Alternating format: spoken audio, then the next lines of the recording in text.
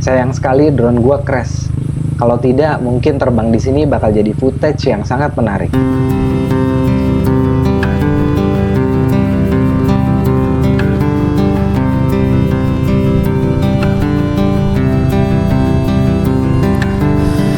All I need to catch that sunrise in the early morning sunlight.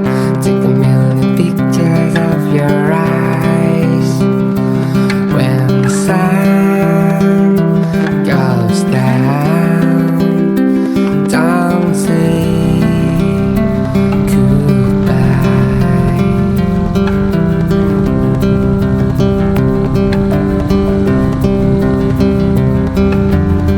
All I need to catch that moonlight in the early evening to the night. Take a million pictures of your eyes when the stars goes by. Don't say goodbye. Till we meet again, it's not the end.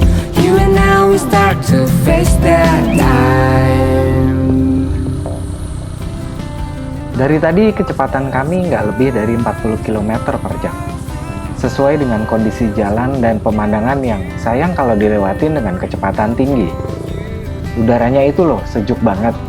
Kerasa seger banget pas buka visor helm.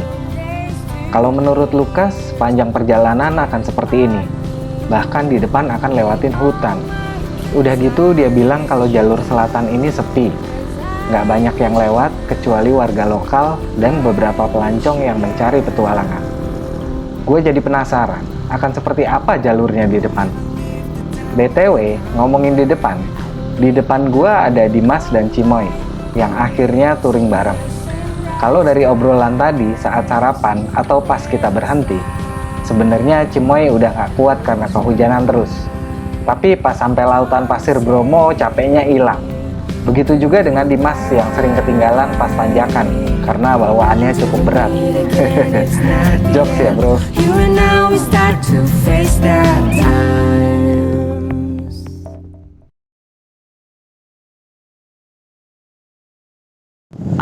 Sebenarnya ini salah satu wishlist kita berdua untuk touring jauh dari Bali berdua. Jadi dari aku mau menuhin salah satu wishlistnya sih. Ya, jadi emang dari dulu pengen banget untuk bisa touring bareng ya, paling nggak kita bisa jalan berdua lah ya. Iya, honeymoon kedua lah ya. Yoi.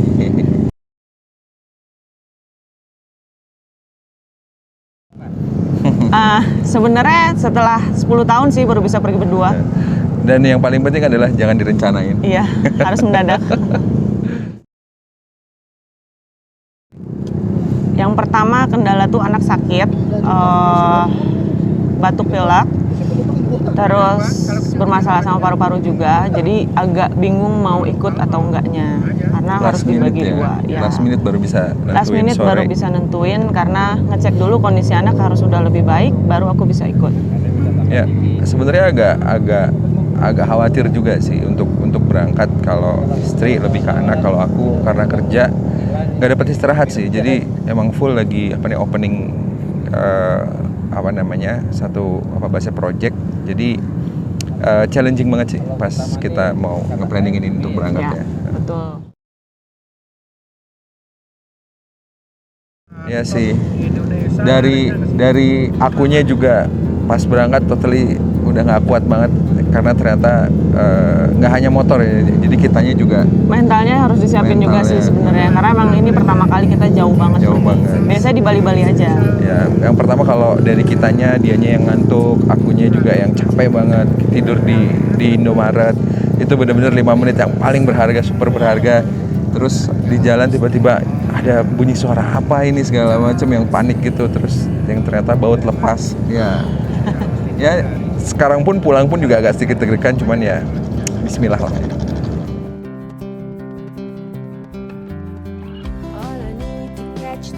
Luar biasa sih, kayak Minecraft Tuhan aja. Robloxnya Allah ya. Tuhan ya. Kalau aku sih kayaknya emang ya mungkin banyak orang yang nggak pernah menjalankan ini, tapi kalau dari sisiku apa yang kita jalankan kayak perjalanan hidup sih. Susah senang pada saat kita udah menjalankan sebuah hal yang sulit, pasti ada sesuatu yang menyenangkan. Di saat setelah hujan pasti bakal ada pelangi.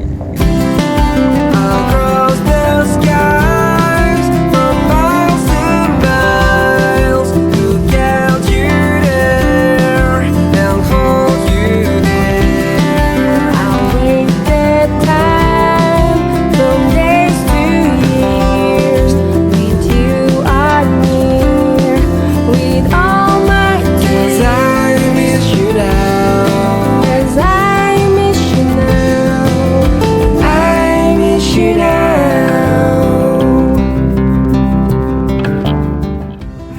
Selesai melewati jalanan sepi dengan pemandangan yang menakjubkan, kami masuk ke perkampungan di bawah kaki Gunung Semeru.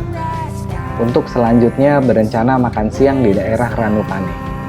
Jika melewati perkampungan di bawah kaki gunung, gua jadi teringat cita-cita masa tua untuk menghabiskan waktu di tempat seperti ini. Tenang, sederhana, dikelilingi oleh alam yang masih terjaga keasriannya. Jauh dari hiruk pikuk kota dan yang terpenting bernafas dengan udara yang bersih setiap harinya. Semoga bisa diwujudkan cita-cita itu ya. Amin. Tapi sepertinya bukan hanya gue yang punya cita-cita kayak gitu. Beberapa teman kalau saling bertukar pikiran pun berkata hal yang sama. Gua doakan kita semua menghabiskan waktu di tempat yang dicita-citakan. You are near, with all my tears.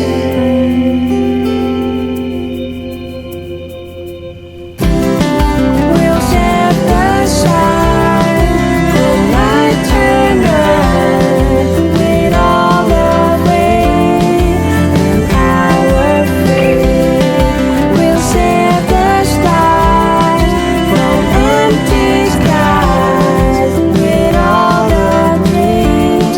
I'm hopeless 'cause I miss you now, and I miss you now. I miss you now. 'Cause I miss you now. 'Cause I miss you now. I miss you now.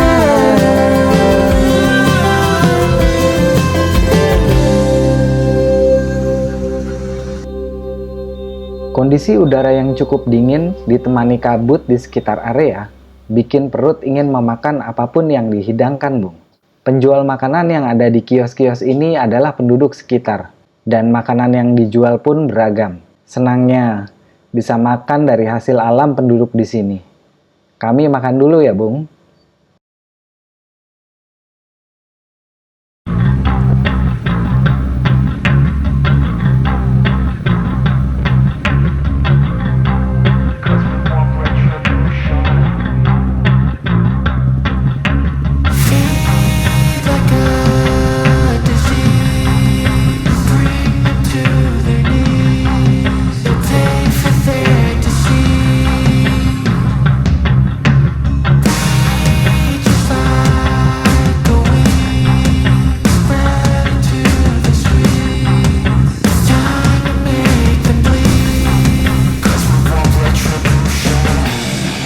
Cause we want retribution. Oh yeah, we want retribution. Oh yeah, we want retribution. Oh yeah, we want retribution. Halo Bung, kembali ke Kuda Besi setelah melahap 3 jenis menu, 2 macam minuman, dan segelas kopi. Banyak ya. Oh iya, nggak lupa setelahnya sebat sebelum berangkat melewati jalur hutan yang panjang. Cuaca sih syahdu banget ya Bung, lewat tengah hutan, gerimis menemani jalanan yang sepi. Mudah-mudahan nggak diguyur hujan lebat ya. Untuk kondisi aspalnya nggak begitu halus sih, banyak lubang dan bergelombang. Di kiri langsung berbatasan dengan jurang, jadi kecepatan kami santai banget di jalan ini.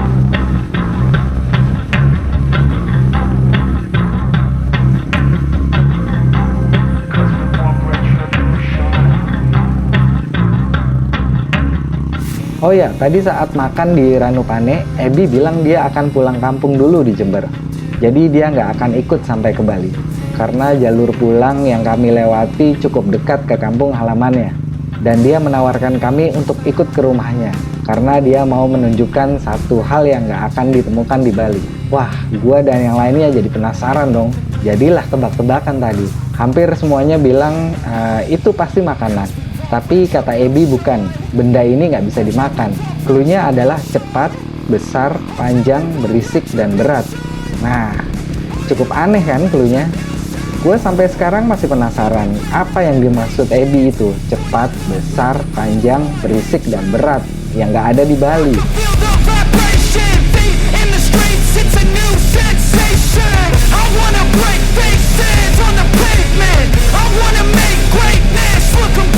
Oh iya, gue sempat kepikiran tadi kalau yang dimaksud Ebi barang yang nggak ada di Bali itu adalah kerajinan penis dari kayu. Tapi itu juga cuma besar, panjang, dan berat, nggak ada cepat dan berisiknya. Kecuali dipukul ke kepala orang, terus orangnya teriak, kesakitan, abis itu ngejar. Nah, itu baru sesuai spesifikasi. Besar, panjang, berat, cepat, dan berisik. Kalian tahu kan kerajinan kayu asal Bali yang udah mendunia itu? BTW, kerajinan itu belum dipatenin loh, nggak ada hakinya. Ntar kalau udah diambil atau diakuin sebagai kerajinan asal negara lain, baru deh pada protes. Kan zaman sekarang semua harus ada hakinya.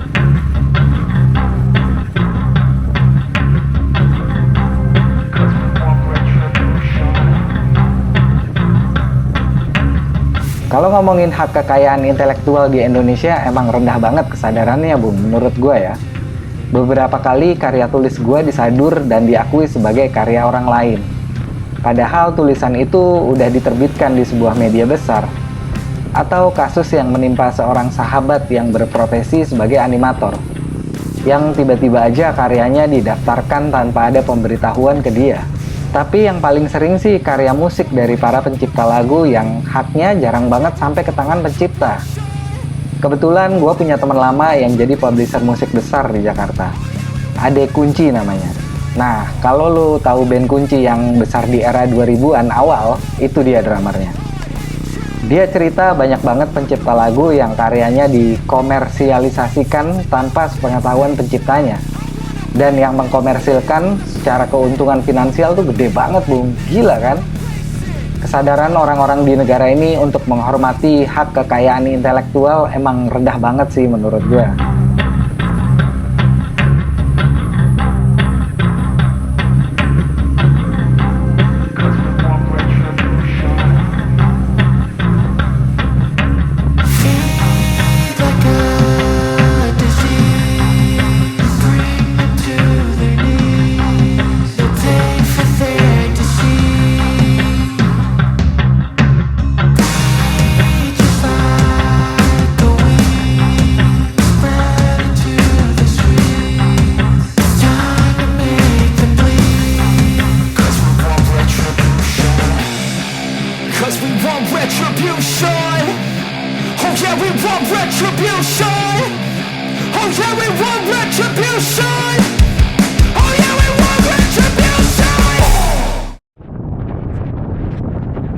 Sepertinya air hujan ditugaskan semesta untuk mengawal perjalanan kami. Berangkat diguyur hujan, begitupun ketika perjalanan pulang. Sesaat setelah melewati Ranupane, air hujan terus turun tanpa henti. Mulai dari yang intensitasnya rendah sampai yang deras. Jas hujan pun sudah seperti atap rumah yang lama tak diperbaiki. Airnya mulai masuk dari sela-sela jahitan dan resleting. Sepertinya hanya bagian kepala yang tak basah karena dilindungi helm. Mungkin ini akan jadi perjalanan pulang yang panjang dan basah.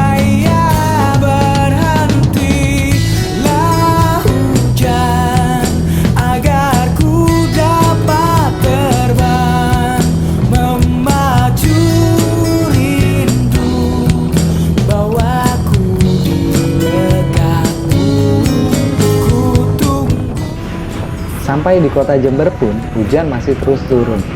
Rencana menikmati suasana kota yang belum pernah kami kunjungi. Dan rencana mampir ke tempat makan khas di sini pun gagal. Karena sudah basah semua, kami memutuskan untuk langsung menuju rumah Ebi. Gak nyaman juga rasanya badan ini, jika terus dilanjutkan dalam kondisi basah. Entah sudah berapa saset tolak angin cair yang gua tenggak. berharap basahnya badan tidak membuat badan ini drop. Dan aku tak percaya berhentilah hujan agar ku. Sepertinya udah deket ke rumah Ebi nih Bung.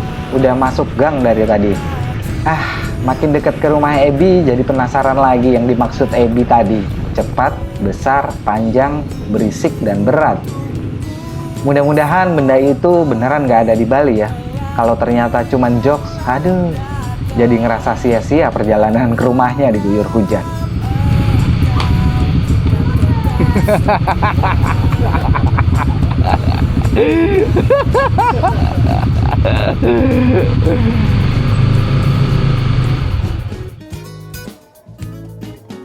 Sampai di rumah Ebi, semua bergegas ke kamar mandi untuk mengganti pakaian yang basah.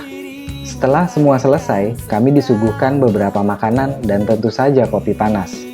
Sambil menyeruput kopi, pertanyaan tentang benda apa yang nggak ada di Bali terus dilontarkan teman-teman. Ebi cuma menjawab, tunggu aja. Sesuatu yang cepat, besar, panjang, berisik, dan berat akan muncul pada waktunya.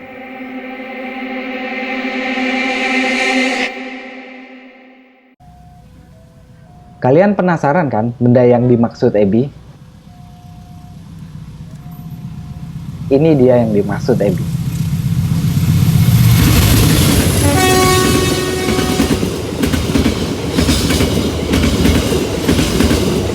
Bener juga sih, sesuai spesifikasi yang dia bilang ya, Bung.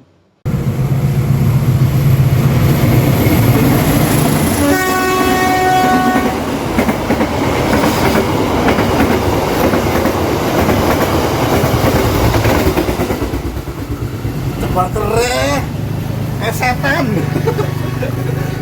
Baru mau aku rekamin dari belakang. Orang yang pernah lihat kereta. Ini orang-orang Denpasar Udik. Saya. Nah, Udik. nggak pernah lihat kereta. Gimana kalau lihatnya di Bali? Om, temennya orang Bali semua, jadi kita wajib memperkenalkan kereta.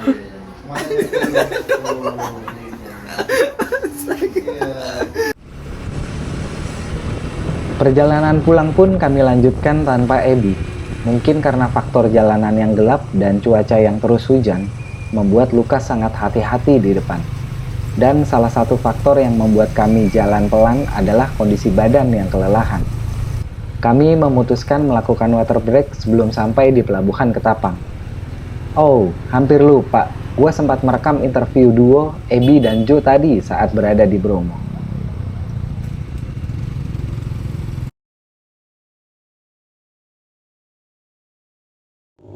Karena terakhir kali ke Bromo 8 tahun yang lalu. Kalau saya sih ngikutin teman aja. Nggak ada sih, nggak terlalu. Hujan juga hujan-hujan gerimis-gerimis saja. Kendalanya ya hujannya main-main. Kalau aku persiapan pasti motor. Kedua uang. Ketiga waktu. Sama sih, nggak beda jauh. Ya kayak gitu-gitu aja. Kita mau cobain pulang rute selatan karena perginya udah utara biar adil, balance. Biar gak bosenin juga. Biar nggak bosan suasananya. Sambil nganterin Om Ebi mau sunatan di Jember. Wajib datang ke Bromo. Rugi kalau cuma di Bali aja. Buat teman-teman yang belum ke Bromo, rugi lah kalian hidup. Buat apa hidup lama-lama katanya Om Super. Alhamdulillah sampai juga di Pelabuhan Ketapang, Bung. Capek banget rasanya badan ini. Tapi capeknya tuh hilang berganti semangat untuk cepat-cepat pulang kalau lihat handphone. Karena begitu buka handphone, wallpapernya adalah foto keluarga. Udah nggak sabar pengen main sama anak dan cerita ke istri tentang touring ini. Tapi yang terpenting sekarang ini segera masuk kapal dan cari tempat rebahan. Pelabuhan udah nggak seramai pas gua berangkat. Berarti benar karena pas berangkat besoknya adalah tanggal merah. Makanya cukup semrawut lalu lintas di Pelabuhan Ketapang. Semoga hari ini kapalnya nggak begitu penuh ya, Bung. Jadi banyak pilihan untuk jadi tempat rebahan.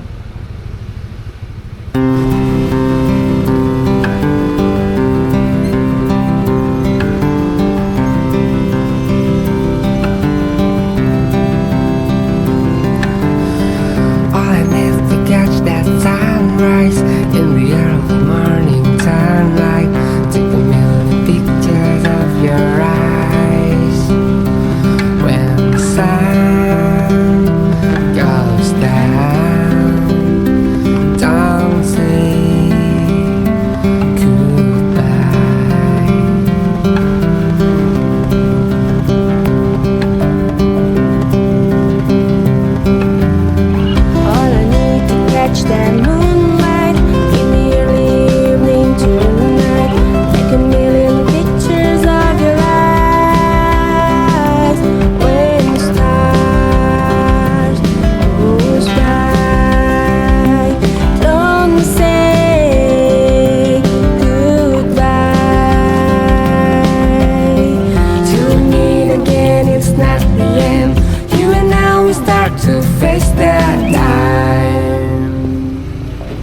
Akhirnya setelah mengantri beberapa saat, kami dipersilahkan masuk kapal.